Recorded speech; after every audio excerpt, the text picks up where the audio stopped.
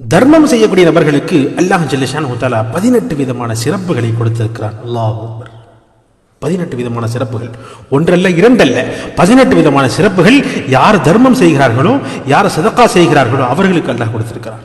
அது 1 ரூபாயாக இருந்தாலும் சரி, 10 ரூபாயாக இருந்தாலும் சரி, 100 ரூபாயாக இருந்தாலும் சரி, 1000 ரூபாயாக இருந்தாலும் சரி, லட்சக்கணக்கான ரூபாயாக இருந்தாலும் சரி, எப்படிப்பட்ட சதகாவாக இருந்தாலும் அப்படிப்பட்ட தர்மத்திற்கு அல்லாஹ் ஜல்ல ஷானஹு தஆலா 18 விதமான சிறப்புகளை சொல்லியிருக்கிறார். பல சிறப்புகள் ஹதீஸிலும் பல சிறப்புகள் குர்ஆனிலும் பதிவாக இருக்கிறது. முதலாவது சிறப்பு,